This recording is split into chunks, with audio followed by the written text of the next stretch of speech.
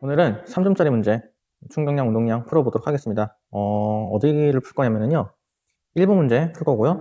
그 다음에 2번 문제, 그 3번은 안내해 드릴 게 있어가지고 3번 소개해 드릴 거고요. 그 다음 4번 풀고 네, 그렇게 4번까지만 풀도록 하겠습니다. 나머지 문제들은 답안지를 보시고도 충분히 풀 수 있는 문제여가지고요. 넘어가도록 하겠습니다. 그러면은 1번부터 보도록 하죠. 그림가는 수평만의 동일한 운동을 하고 있다. 자, 예를 볼게요. 가 상황에서 나 상황으로 운동량 보존 법칙이 성립하는 건데요. 문제에서는 특이하게 운동량의 크기를 줬어요. 운동량을 준 게 아니라 크기를 줬습니다. 그래서 A와 B가 어느 방향으로 움직이는지, C가 어느 방향으로 움직이는지 우리는 알 수가 없다라는 거죠. 그렇죠? 다시 말해서 지금 문제에서 준 P0가 플러스 P0인지 마이너스 P0인지 알 수가 없다라는 거예요. 그럼 이제 우리는 문제 상황을 보고 그 방향성을 우리가 유추해내야 돼요. 그럼 보면은 그림 나를 봤을 때 A, B, C가 한 덩어리가 되어서 P0로 움직였다. 그런데 그때 방향을 오른쪽이라고 줬습니다. 방향을 줬어요. 그러면은 결국 얘네들이 한데 뭉쳐가지고 움직이기 위해서는 A, B, C가 결국 만나야 되는 거잖아요. 그렇죠? 그럼 만난다라고 보자. 만약에 A와 B가 모두 방향이 왼쪽이면은 절대 얘네들은 뭐 한데 모여가지고 할 수가 없죠. 그렇죠? 그러니까 A와 B는 절대 방향이 둘 다 왼쪽이진 않을 거예요. 혹여나 만약에 A가 오른쪽이고 B가 왼쪽이다 라고 하면은 우리는 그러면 운동량의 합을 계산할 수 있겠죠. 얘네들이 충돌을 해가지고 한 덩어리가 될 텐데 그때 됐을 때 운동량이 P0 마이너스 2P0가 되어서 결과값이 마이너스 P0가 돼버려요. 결국 얘네들이 충돌한 다음에 왼쪽으로 움직인다는 거죠. 영원히 A, B, C가 한 덩어리가 돼서 움직일 수가 없다. 다시 말해서 A가 오른쪽이고 B가 왼쪽인 경우는 일어날 수가 없다라는 겁니다. 이것도 일어날 수가 없어요. 그럼 이제 마지막으로 이것도 있겠지. 뭐가 있을까? 당연히 뭐 A가 왼쪽, B가 오른쪽. 뭐 얘네들은 충돌할 수가 없으니까 A는 영원히 같이 움직일 수가 없겠죠. 그래서 이런 경우도 있을 수가 없고. 해서 이 문제는 해석해 보면은요, 바로 뭐가 떠올라야 되냐? A와 B는요, 무조건 다 오른쪽 방향일 수밖에 없다. 그래야지 얘네들이 한 덩어리가 돼서 움직일 수 있으니까. 그렇다라는 거예요. 그래서 이제 우리는 이걸 가지고 운동량 보존 법칙을 쓸 수가 있겠죠. 총 운동량을 써보도록 하겠습니다. 총 운동량. A의 운동량은 플러스 P예요. 플러스 P 더하기. 그 다음에 B의 운동량도 플러스 2P죠. 방향이 동일하다라고 했으니까. 그 다음에 C의 방향은 모르겠지만 어쨌건 그냥 써보자. 만약에 PC가 마이너스로 나온다고 하면 그냥 마이너스가 붙는 거예요. 그래서 이러한 운동량을 갖고 있는데 충돌 후 운동량이 P0가 되었다. 총 운동량은 항상 보존되어야 합니다. 외력이 존재하지 않는 한. 그래서 이 운동량 보존식이 성립하기 위해서는 PC라는 운동량 값이 마이너스 2P0가 되어야 한다는 거죠. 그래서 우리 이걸 가지고 알 수 있는 게 뭐냐? C는 왼쪽 방향으로 움직였다. 왼쪽 방향으로 움직였다. 그걸 얘기해주고 있는 거예요. 자, 그러면 이제 기억, 니은, 디귿을 보도록 하죠. 기억. A의 속력은 가에서가 나에서보다 크다. 자, P0라는 운동량을 갖고 있습니다. A는 운동 전에. 그럼 충돌 전에 P0라는 운동량을 갖고 있었는데 MA라는 질량이 어떠한 속도를 갖고 움직인다라는 게 바로 운동량이잖아요. P0를 온전히 A라는 물체가 다 갖고 있는 거예요. 근데 충돌 후를 보면은 P0라는 운동량을 MA 플러스 MB 플러스 MC가 모두 나눠 갖고 있는 겁니다. 나눠 갖고 어떠한 속도로 움직이고 있다. 그럼 이때 만약에 세모 이렇게 써가지고 이때 충돌 후에 A의 운동량을 MAV 이렇게도 쓸 수 있겠죠. 그렇죠? 그래서 문제에서 뭐냐? 가에서의 속도가 나에서보다 크다. 이걸 묻고 있는 겁니다. 당연히 이 P세모는 P0보다는 작은 값일 것이고요. 그렇죠? 작은 값일 것이고 아니 이렇게 얘기하는 것보다 이렇게 얘기하지 맙시다. 이거 괜히 헷갈리고 충돌 전에는 P0라는 운동량을 A라는 물체가 다 가져갔으니까 그만큼의 속도를 갖고 있겠죠. 그만큼의 속도. 근데 충돌 후에는 P0를 나눠 가져야 되니까 당연히 그만큼의 속도를 가질 수가 없겠죠. 좀 더 느려질 거란 말이에요. 당연히 그럴 거다. 우리 계산할 필요도 없이 이거는 당연하다. 라고 해서 기억은 맞습니다. 기억 맞고요. 그 다음에 니은 PC는 2P0다. 2P0다. 자, PC 운동량의 크기를 나타내는 값이기 때문에 방향성을 고려하지 않는다라고 했어요. 그렇기 때문에 2P 맞습니다. 디귿 가에서 나로 되는 동안 A와 B의 운동량의 변화량의 합의 크기는 2P0보다 크다. 운동량 보존 법칙에 의해서 A와 B가 운동량이 변했다라는 것은 그 변화된 만큼 C의 운동량도 변해야 되겠죠. 그렇죠?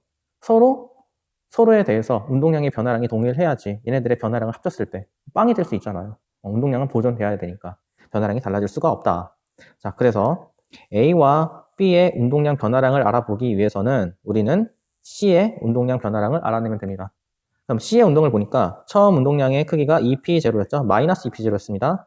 마이너스 P가 있을 것이고 빵 있을 것이고 그 다음에 P0 이렇게 그래프를 쓸 수 있겠죠. 이게 쭉. 그러면은 충돌 전 C의 운동량은 C의 운동량은 여기 있었는데 충돌 후에는 A, B, C가 P0라는 운동량을 갖고 있었단 말이에요. 그리고 C는 결국 어떻게 오른쪽으로 움직여야 되니까 무조건 0보다 큰 플러스 값의 운동량을 갖고 있어야 됩니다. 어떤 의미인지 아시겠죠? C는 오른쪽으로 가야 되니까 0보다 큰 플러스 값의 운동량을 갖고 있어야 되는 거고 그 다음에 전체의 운동량이 P0였으니까 얘는 나눠 가는 거란 말이에요. 그 P0라는 운동량을 나눠 가질 거야. 나눠 가질 거니까 절대로 P0보다는 클 수가 없다. 이 0보다 크거나 P0보다 작은 이 구간 어딘가에 C의 운동량이 있다라는 겁니다. 오케이?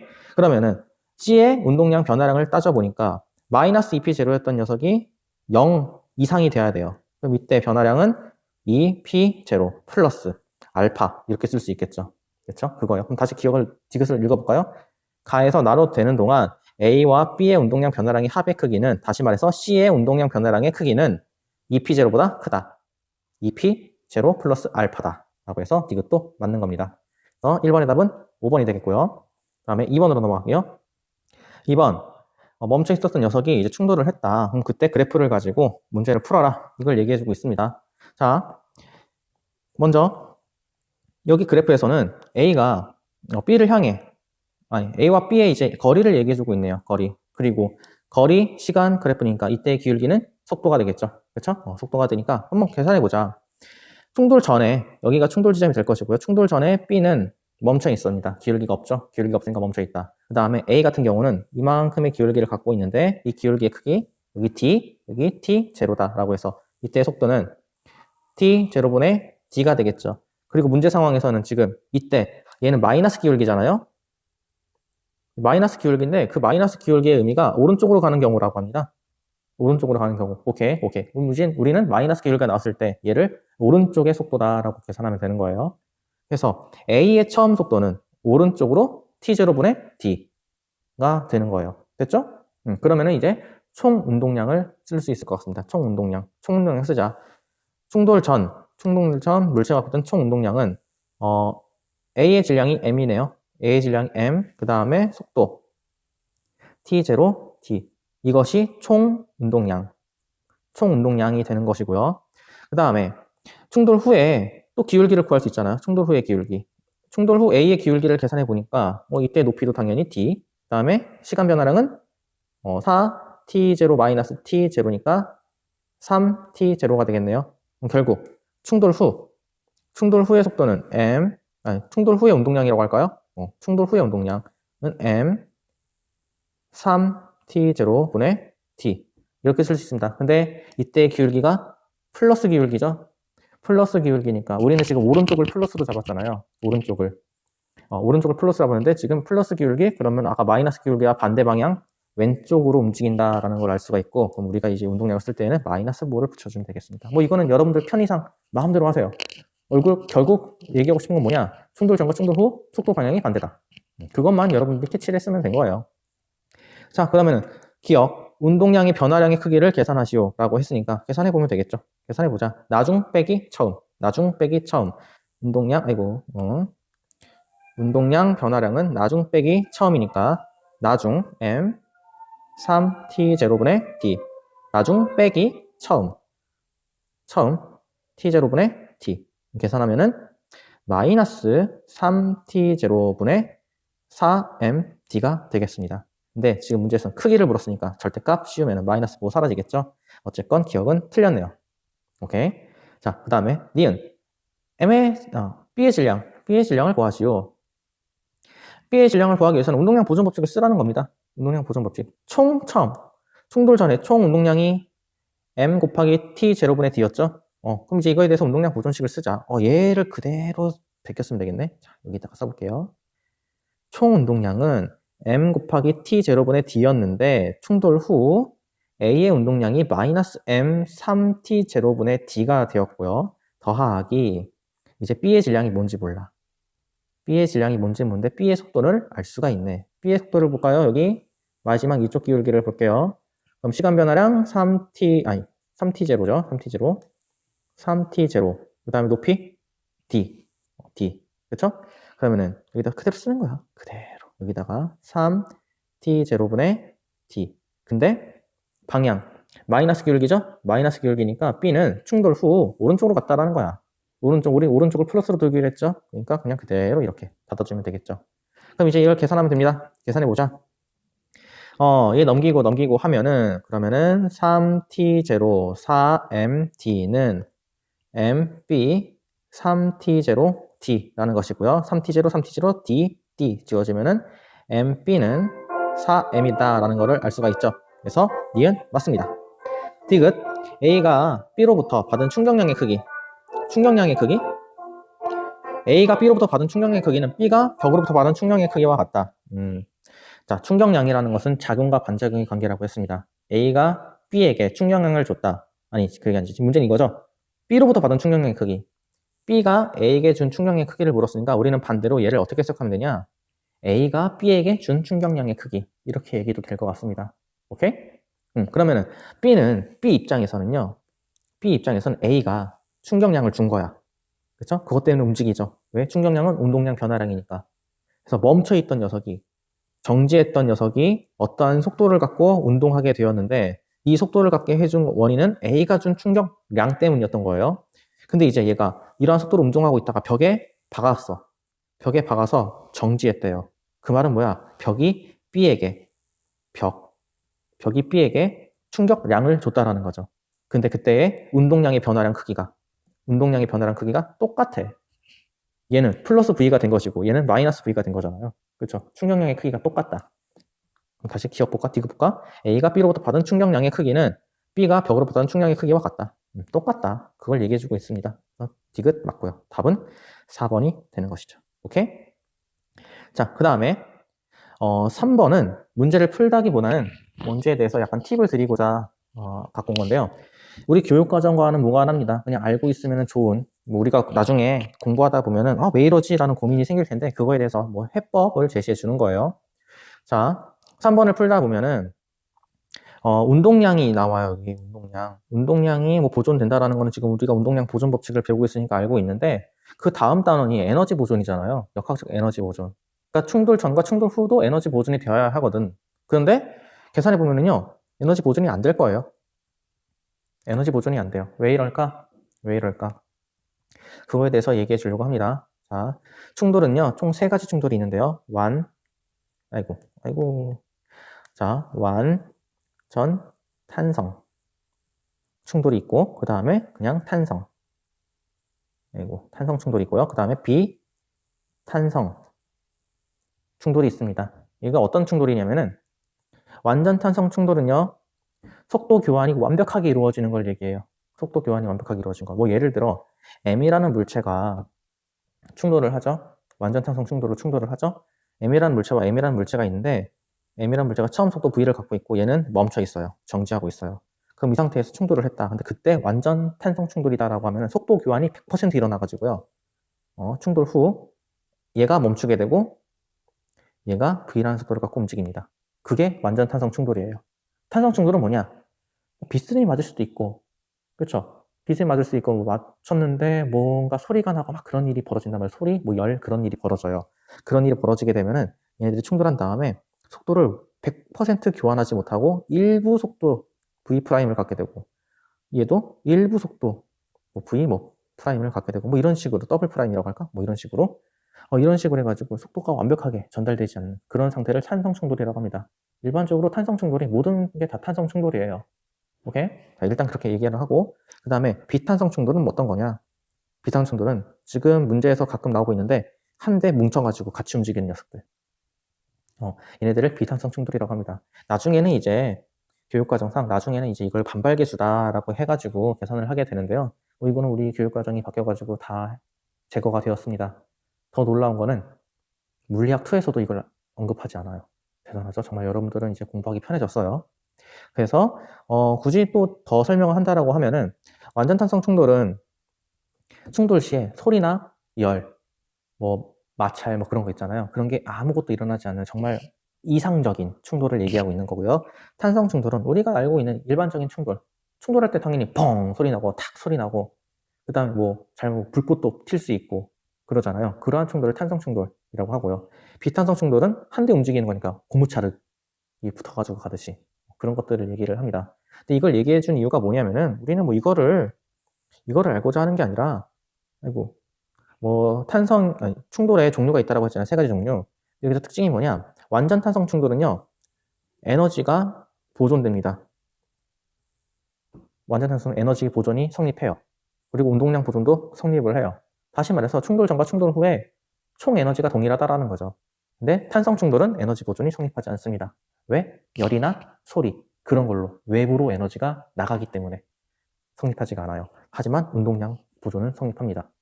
신기하죠? 그 다음에 비탄성 충돌도 에너지 보존은 성립하지 않고요. 운동량 보존은 성립합니다. 그래서 우리가 지금 운동량 보존을 배우고 있는 거예요. 가장 단순하면서 쉬우니까. 자, 이거 가지고 3번 문제를 풀어보시면 될 것 같습니다. 그 다음 4번. 오늘은 4번까지만 풀도록 할게요. 4번. 얘 같은 경우는 뭐 A가 이제 B와 충돌을 하겠네. 충돌을 한 다음에 그때 B의 속도를 구하래요. B의 속도. 자, 그러면은 어떻게 해야 될까라고 봤는데 A의 운동량을 단번에 알 수 있죠? A의 운동량은 8이네요. 8. 그다음 B의 운동량을 알아야 되는데 이 그래프, 나의 그래프를 보면은 나의 그래프는 A와 B의 간격을 얘기해주고 있네요. A와 B의 간격. 오케이. 그러면 이제 거리, 시간 그래프니까 이거 기울기를 구하면 속도를 알 수 있겠습니다. 속도 구해봐. 그러면 얘는 2분의 6. 그럼 얘 값은 기울기니까 마이너스 3이네요. 마이너스 3m/s라는 건데 지금 이 말은 뭐냐? 이 말은 뭐냐? 이 기울기를요 상대 속도로 해석할 수가 있어요. 상대 속도. 자, 여기 보세요. A가 본 B의 상대 속도는 B의 속도 빼기 A의 속도입니다. 이걸 상대 속도라고 해요. 상대 속도. 그래서 보면은 마이너스 3m/s가 나왔잖아요. A가 본 B의 속도, A의 속도 방향을 지금 오른쪽인데 오른쪽을 플러스로 잡은 겁니다. 플러스로 잡았는데 A가 봤을 때 자신의 방향으로 이동해야지 그게 플러스인데 지금 마이너스 3m/s가 나왔다는 거는 자기를 향해 나에게 다가오는 속도 B가 자신에게 다가오고 있다 그렇게 느껴졌다라는 거예요. 그렇게. 오케이? 그래서 이때의 속도가 어떻게 돼야지 나는 분명히 3m/s로 오른쪽으로 가고 있는데 B가 자신을 향해 3m/s로 오는 것처럼 느껴진다. 어떻게 해야지 그렇게 될 수 있을까? 해서 상대 속도를 계산해 봅니다. 그러면 이 상대 속도 값이 마이너스 3m/s였다고 했죠. 그러면 지금 B의 속도를 몰라요. 그럼 A의 속도 4라는 걸 줬죠. 그래서 이때 얻어지는 게 뭐냐? B의 속도는 플러스네. 1m/s다. 이거 뭐 이래? 1m/s다라는 사실을 알 수 있게 되는 거예요. 오케이? 이 말이 뭐냐? B가 오른쪽으로 1m/s로 가고 있다 보니까 A가 봤을 때에는 B가 3m/s, 그 상대 속도의 차이값만큼 3m/s로 자신에게 다가오는 것처럼 보인다는 거죠. 그렇죠? 성립하죠? 오케이, 됐어요. 자, 이렇게 이해를 했다. 그러면 이제 A의 운동량 8이라는 걸 구했으니까 B의 운동량 구할 수가 있겠죠? B의 운동량 B는 4 곱하기 1이니까 4라고 해서 총 운동량을 이제 얻어냅니다. 총 운동량은 12가 되네요. 12. 그래서 지금 이거 기울기를 통해서 B의 속도를 알아내고 그 다음에 총 운동량을 계산한 겁니다. 됐습니다. 자, 그 다음에 충돌 후를 보니까 충돌 후에 A의 속도가 어떻게 되는지 B의 속도가 어떻게 되는지는 몰라요. 계산해 봐야 되겠죠. 근데 그때의 상대 속도를 또 알려주고 있죠. 상대 속도. 이때 이 기울기를 얘기하는 겁니다. 그럼 이때 계산해 보면 2분의 6이 되는 거고 똑같이 3이 되는데 이번에는 플러스 3m/s가 되겠죠. 아까는 A가 자신을 향해 B가 움직인다라고 생각했는데 이제는 플러스 3m/s라는 거는 B가 자신에게 멀어지는 방향으로 가고 있다. 그렇게 얘기해주고 있다는 겁니다. 그래서 상대속도 식을 똑같이 쓸 수 있을 것 같습니다. 쓰면은 이것이 되겠는데 다시 이제 대입해볼까? 이번에는 플러스 3m/s 3m/s 그 다음에 VB-VA가 될 거예요. 이제 우리는 이거에 관계식 안 했죠? 그리고 이때 VB가 뭔지 VA가 뭔지는 몰라. 알 수가 없단 말이야. 알 수가 없지만 우리가 아까 총 운동량을 얻어냈기 때문에 운동량 보존 법칙을 써보겠습니다. 총 운동량이 12였습니다. 12였고 충돌 후 운동량 보존이 성립해야 되니까 A의 질량은 2kg, 그 다음에 VA로 움직이겠죠? 그 다음에 B의 질량은 4kg 곱하기 VB로 움직이겠죠. 이때 방향성은 몰라. 그러니까 그냥 일단은 다 둔 거고, 뭐 마이너스가 나올 수 있고 플러스가 나올 수 있겠죠. 이렇게 해서 우리는 두 가지 식을 얻어낸 겁니다. 하나는 상대 속도에 대한 식, 하나는 운동량 보존에 대한 식. 그럼 이제 연립만 하면 될 것 같죠? 연립만 해봅시다. 연립. 이걸 계산하기 위해서 VB를 구해야 되는 거니까 VA로 정리를 하겠습니다. VA로 이 식을, 여기 첫 번째 식, 상대 속도에 대한 식을 정리를 하면은 VA는 슉슉 넘어간가? VB-3이네요. 그럼 이 VB-3을 이제 두 번째 식, 운동량 보존식에다가 대입을 하겠습니다. 그러면은 여기다 쓸게요. 12는 2, 가로 열고, VB-3, 가로 닫고, 플러스 4VB. 그럼 얘는 2VB-6 플러스 4VB. 얘는 6VB-6. 계산하면은 땡땡땡 VB는 6 넘어가면 18, 6분의 18, 3m/s다. 이렇게 해서 답을 얻어낼 수 있다라는 거죠. 그래서 1번, 2번, 3번, 4번을 풀어봤고요. 3번 안 풀어봤지? 얘네들을 풀어봤고요.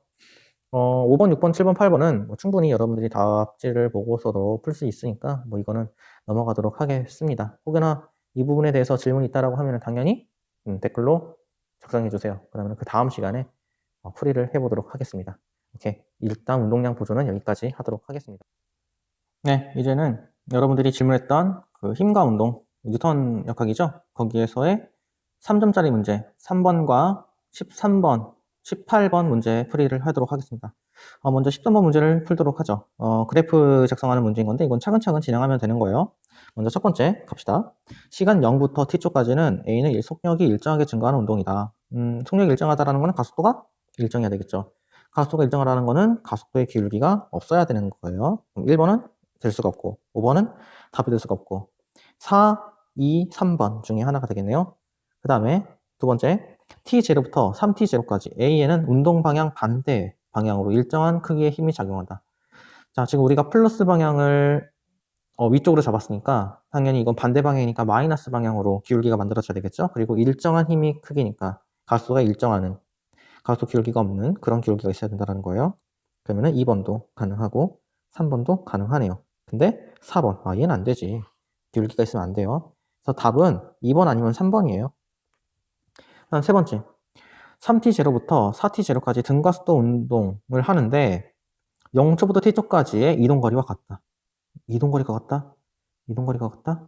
그럼 얘를 구하기 위해서는 VT 그래프를 그려봅시다. VT 그래프를 그려볼게요. 여기 T, 2t0, 3t0, 4t0, T, 2t0, 3t0, 4t0. 자, 이런 그래프가 있다. 먼저 2번부터 볼게요. 2번. 보기 2번을 보면은 가속도가 있죠? 가속도 시간 그래프에서의 면적은 속도 변화량. 가속도 시간 그래프에서의 면적은 속도 변화량. 그리고 얘는 지금 우리가 구한 거는 VT 그래프니까 속도 변화량을 구할 수 있겠죠. 오케이. 만약에 2번처럼 가속도를 받았다. 0에서 t초까지 가속도 받았다면 속도 증가가 이렇게 될 겁니다. 이렇게. 오케이? 오케이. 그 다음에 만약에 3처럼 속도 증가가 있었다라고 하면은 속도 변화가 더 커야 되겠지. 뭐 이렇게 그릴 수 있겠네요. 이런 식으로. 좀 이쁘게 그릴까? 이렇게 됐어요. 그 다음에 2번을 볼게요. 2번 보니까 속도 변화량의 면적 보니까 아까와 4배죠? 4배. 4배니까 속도 변화가 4배가 돼야 된다는 거예요. 만약에 이때 속도가 V다라고 하면은 3t0까지 속도는 반대 방향이니까 여기가 되겠죠? 여기. 그럼 이때 속도 변화량은 4배. 하나, 둘, 셋, 4배니까 여기가 마이너스 3v0가 된다는 겁니다. 마이너스 3v지? 마이너스 3v. 마이너스 3v가 된다라는 거예요. 3v. 그 다음에 다시 3t에서 4t까지 똑같이 속도 변화가 생기니까 다시 이만큼 올라가야 되겠죠. 오케이? 이러한 그래프가 만들어진 것이고 그 다음에 3번을 다시 가볼게요. 3번은 여기 면적과 여기 면적이 동일하죠. 속도 변화량이 동일하다. 다시 말해서 0초부터 t초까지 이만큼 속도가 증가했는데 3t가 되면은 다시 원래의 속도로 돌아온다. 이런 그래프예요. 이런 그래프. 그 다음에 3t에서 4t 똑같이 속도 증가가 돼야 되니까 아까와 똑같은 이러한 그래프가 된다라는 거죠. 그 다음에 이동거리가 동일하다라고 했으니까 VT 그래프에서의 면적이 이동거리잖아요. VT 그래프에서의 면적이 이동거리잖아요. 그러니까 0에서 t까지 이동거리는 여기겠죠? 여기? 이 면적이랑 그 다음에 3t에서 4t까지의 면적 여기죠? 이 면적이 동일하냐? 아니 2번은 동일하지 않아. 3번 볼까? 3번 0에서 t까지의 면적 여기 3t에서 4t까지의 면적 여기 면적 동일하냐? 동일해. 바로 이걸 얘기해 주는 거예요. 그래서 이거를 찾아낼 수 있어야 된다라는 거죠. 그래서 답은 3번입니다. 이렇게 하면 되는 거예요. 자, 그 다음에 몇 번이야? 13번 가도록 하겠습니다. 네, 이제 13번 풀어보도록 합시다. 일반적인 장형 문제인 것 같아요. 그런데 뭔가 작은 게 있을 것 같아. B는 수평면 운동으로부터 반대 방향의 일정한 힘의 크기를 받는다. 그래서 이거는 마찰력이네요. 마찰력. 마찰력이 있다라는 걸 얘기해주고 있습니다. 마찰력. 뭐 예를 들어 뭐라고 할까? 끊어졌는데 속도가 일정하게 증가했다. 지금 속도가 증가하고 있는 거잖아요. 그러면은 어차피 이쪽으로 이동할 건데 다시 얘기할게요. 그러니까 이게 어떤 상황이냐? A의 운동 방향을 지금 결정하려고 해요. A가 오른쪽으로 움직이는 건지 왼쪽으로 움직일 건지 그거를 결정하려고 하는데 문제 상황은 이쪽 후에 C를 끊을 거거든요. 지금 문제는 A는 이쪽 방향으로 10N을 받고 있는 거고요. 뭐 C는 몇 N 받고 있는지 몰라. 근데 B의 운동 방향에 따라 B에게 작용하는 마찰력의 방향이 결정되거든요. 그래서 그거를 따지려고 하는 거예요. 근데 A가 얘네들이 다 연결되어 있을 때 플러스 2라는 속도를 갖고 일정하게 이동하고 있었다. 근데 C가 끊어지게 되면은 A와 반대 방향에 있던 힘이 사라지니까 A는 당연히 이쪽으로 운동하려고 하겠죠. 근데 그 그래프가 플러스네? 플러스. 다시 말해서 2초 전, 끊어지기 전에도 A는 왼쪽으로 이동하고 있었다. 왼쪽으로 이동하고 있었다. 그걸 얘기해주고 있는 겁니다. 왼쪽으로 이동하고 있었으니까 B도 왼쪽으로 이동하고 있죠. 그 다음에 문제에서는 B의 운동 방향의 반대 방향으로 힘이 가해졌다라고 하니까 마찰력의 방향은 오른쪽이다. 이거를 지금 찾아내고 싶었어요. 됐죠? 자, 그럼 이제 문제를 풀어봅시다. 자, 처음에 A의 속도가 일정하다라는 것은 힘의 합력이 빵이라는 거예요. 그러면은 A가 받은 힘은 10. 그쵸? 그리고 B가 받고 있는 힘의 크기, 반대 방향이니까 마이너스 F죠. 마이너스 F. B라고 할까? FB 이렇게 쓸게요. 그래야지 편할 것 같다. B, 그다음 얘는 C. 그 다음에 마이너스지 또 반대 방향이니까 마이너스 F, C 이게 빵이 나와야 된다. 라는 거를 얘기해주고 있고요. 그리고 여기를 보죠. 실이 끊어진 다음에 A는 각소를 받았네요. 각소를 받고 움직이는데 그 각소의 크기가 여기 높이 변화량 3, 여기도 3. 각소는 1 m/s 제곱이 나옵니다. 오케이? 그럼 충돌 후니까 이때 작용하는 힘의 크기도 마찬가지로 10 F B는 이제 각소로 되는 거잖아요. 각소. 얘네들 두 개의 물체 A와 B 물체 1 플러스 2라는 물체를 1 m/s 제곱이라는 각소로 움직인다. 다시 MA 플러스 MB 얘를 어떠한 각수로 움직인다. 그래서 얘를 대입하니까 여기 3이죠. 3, 그 다음 1. 그래서 3이 나온다. 이걸 얘기해주고 있는 거예요. 그럼 이제 FB를 얻어냈네요. FB 휙 넘기면은 7이 됩니다. 7. FB는 7. 근데 이 FB가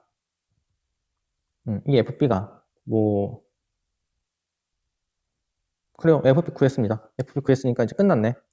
자, 그럼 이 상태에서 FB가 마이너스 7이었다라는 거잖아요. 지금 다시 여기 쓸게요. 여기 이거를 다시 쓸게요.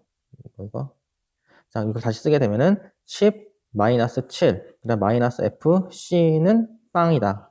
이걸 얘기해주고 있는 거고 그럼 이 상태에서 얘를 계산하면 FC가 뭔지도 알아낼 수 있는 거죠. FC 몇이야?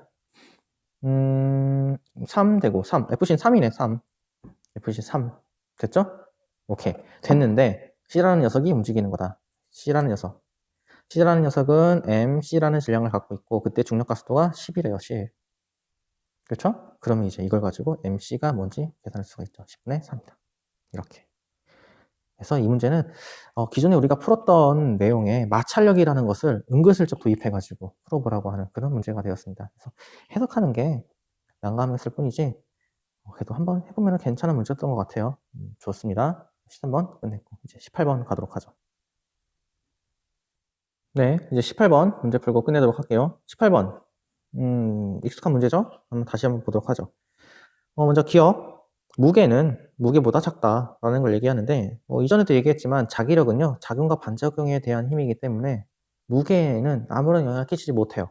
이거는 좀 나중에 다시 한번 얘기를 해보도록 하겠습니다. 그래서 일단 기억은 틀렸고요. 가에서 A가 B를 떠받치는 힘의 크기는 B가 A에게 작은 자기력의 크기보다 크다. 자, 이거 한번 해보죠. 좋아. 자, B는 먼저 무게가 있겠습니다. 이거 너무 두꺼운데? 너무 두꺼우니까 얇은 걸로 봅시다. 두꺼워. 얇게 가자. 0.5번. 좋았어. 좋아. 됐어요. 지우고. 됐어요. 그러면은 B는 아래쪽 방향으로 뭐라고 할까? MG라고 할게요. MG를 받겠죠. 그렇죠? 그러면은 이제 A와 B가 접촉되어 있으니까 그 힘의 전달이 생겨서 mg라는 힘을 A가 받게 됩니다. 그럼 이제 A 입장에서는 섭섭하잖아요. 섭섭하니까 위쪽 방향으로 mg라고 떠받치게 되는 거고요. 그 다음에 A와 B는 어쨌건 F를 주고받고 있죠. 인력을 주고받고 있어서 A에 의해서 B가 아래쪽 방향으로 F라는 힘, 자기력을 받고 있고요. 그 다음에 A는 B에 의해서 F라는 힘을 받고 있습니다. 자, 그러면은 작용과 반작용 해볼게요. B 관점에서 봤을 때 B 관점에서 A와 B가 접촉되어 있으니까 F라는 힘이 아래로 전달이 되겠죠. 그러면은 A는 섭섭해 안 섭섭해? 섭섭하잖아. 섭섭하니까 위쪽 방향으로 F라는 힘으로 떠받치게 된다. 그래서 A가 B를 떠받치는 수직항력이라는 것은 mg 플러스 F다라는 거고요. 그리고 B가 A에게 가한 자기력의 크기는 말 그대로 F가 되겠죠. 그 때문에 N은 무조건 F보다 크다. 다시 니은 보면은 카에서 A가 B를 떠받치는 힘의 크기는 N이죠. N은 B가 A에게 작용하는 자기력의 크기보다 크다. 맞습니다.